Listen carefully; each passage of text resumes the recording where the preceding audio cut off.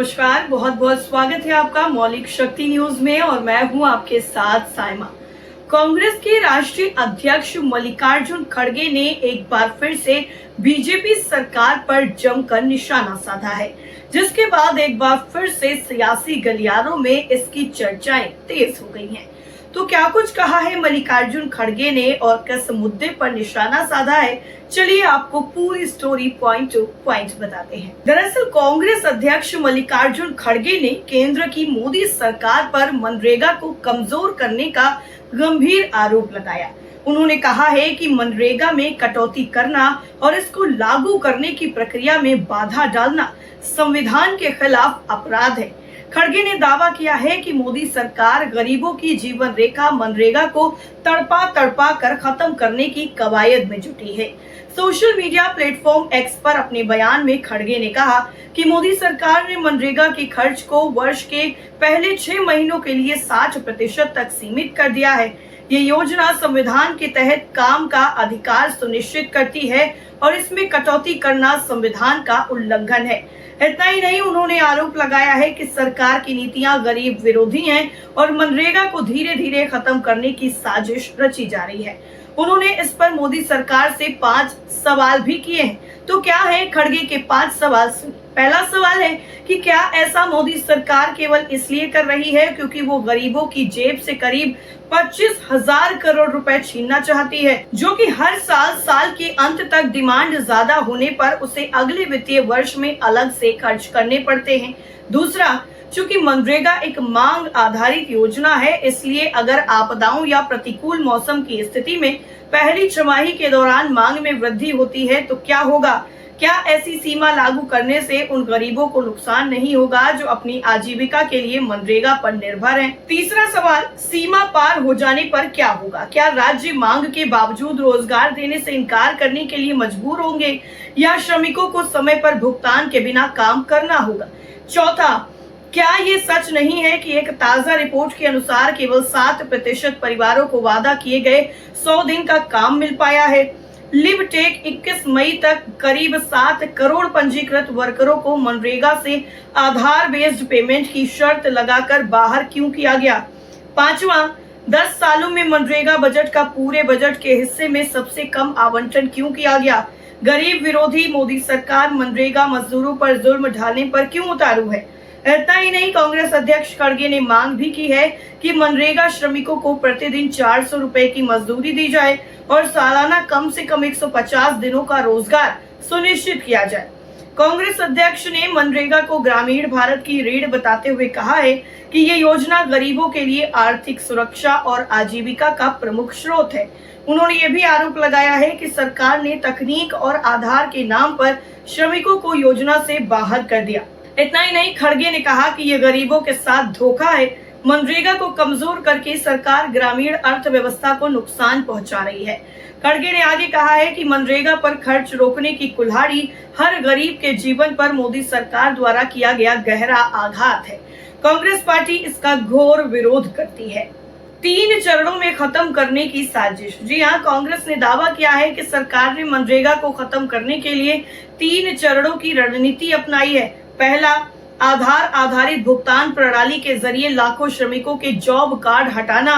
दूसरा, बजट में भारी कटौती करना और तीसरा, बकाया भुगतान के बाद बजट की कमी के कारण काम बंद करना। खड़गे ने इसे मनरेगा को तड़पा तड़पा कर खत्म करने की कवायद करार दिया है। बीजेपी ने खड़गे के आरोपों को निराधार और राजनीति से प्रेरित बताया है। इसने कहा है कि मोदी सरकार ने मनरेगा के लिए पर्याप्त फंड आवंटित किए हैं और इस योजना को और ज्यादा पारदर्शी बनाने के लिए तकनीकी सुधार किए गए हैं। उन्होंने ये भी दावा किया है कि कांग्रेस शासित राज्यों में मनरेगा फंड का दुरुपयोग हुआ है, जिसे केंद्र सरकार ने रोका है। खड़गे का ये बयान ऐसे वक्त में आया है जब विपक्षी दल केंद्र सरकार पर ग्रामीण विकास और सामाजिक कल्याण योजनाओं को कमजोर करने का आरोप लगा रहे हैं। करीब 2 महीने पहले राजस्थान में भी कांग्रेस संसदीय दल की अध्यक्ष और राज्यसभा सांसद सोनिया गांधी ने कहा था कि मनमोहन सिंह सरकार का ये ऐतिहासिक कानून करोड़ों ग्रामीण गरीबों के लिए जीवन रेखा रहा है।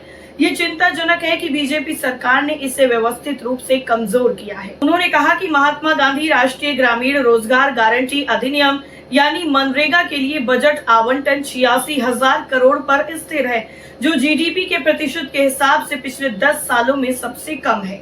महंगाई को ध्यान में रखते हुए हालिया केंद्रीय बजट में ये राशि वास्तव में 4,000 करोड़ कम हो गई है। इसके अलावा अनुमान ये भी है कि आवंटित धन का करीब 20% हिस्सा पिछले सालों के बकाया भुगतान में खर्च होगा।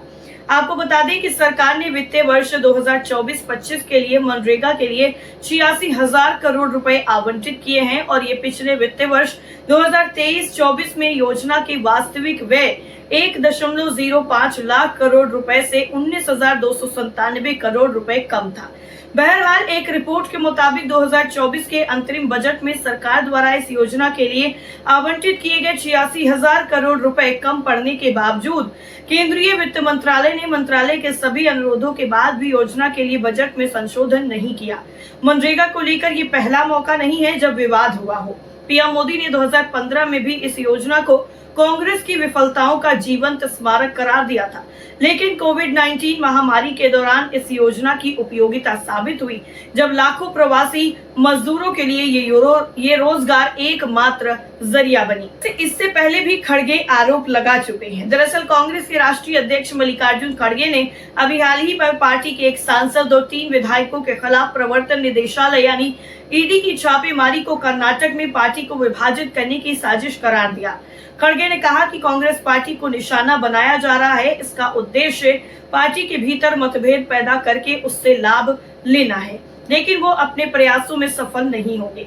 प्रदेश कांग्रेस के सभी विधायक एकजुट हैं। लोकसभा चुनाव के 1 साल बाद पुराने मुद्दे को लेकर परेशान किया जा रहा है, ये अनुचित है। खड़गे ने यह भी कहा कि ये जानने का इंतजार कर रहे हैं कि प्रवर्तन निदेशालय इस घोटाले को क्या मोड़ दे रहा है।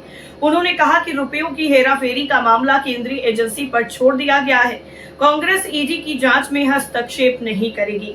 जनता जानती है कि चुनाव में कौन और कितना पैसा खर्च करता है। इस तरह की छापेमारी करना कोई नई बात नहीं है, लेकिन इन हथकंडों को अपनाकर कांग्रेस पार्टी को विभाजित करना असंभव है। प्रधानमंत्री नरेंद्र मोदी पर भी निशाना साधते हुए कांग्रेस अध्यक्ष ने पहले भी कहा था कि पिछले 11 साल के कार्यकाल के दौरान उन्होंने 33 गलतियां की। खड़गे ने पीएम मोदी पर झूठ बोलने और युवाओं को धोखा देने का भी आरोप लगाया और आगे कहा कि वो ये बातें भी संसद में कहते रहे हैं। उन्होंने अपने पूरे राजनीतिक जीवन में ऐसा प्रधानमंत्री कभी नहीं देखा जो झूठ बोलने, युवाओं को धोखा देने और गरीबों को फंसाकर वोट हासिल करने में लिप्त रहा हो। लोकसभा उपाध्यक्ष का पद खाली करने के लिए पीएम मोदी की आलोचना भी की। दरअसल खड़गे ने कहा कि इसे मान्यता प्राप्त विपक्षी दल को दिया जाना चाहिए।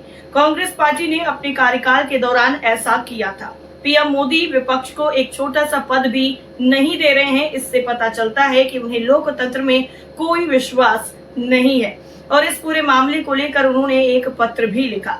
इस पूरे मामले में जिस तरीके से खड़गे ने मोदी सरकार पर निशाना साधा है और मनरेगा को लेकर इस पूरे मामले में जब नए सवाल खड़े किए हैं खड़गे ने, तो उन सवालों का क्या कोई जवाब आता है पीएम मोदी की तरफ से, ये देखना काफी अहम होगा। वैसे आपको क्या लगता है, कमेंट करके जरूर बताइए। फिलहाल के लिए इतना ही। बाकी खबरों के लिए आप जुड़े रहिए मौलिक शक्ति न्यूज के साथ। नमस्कार।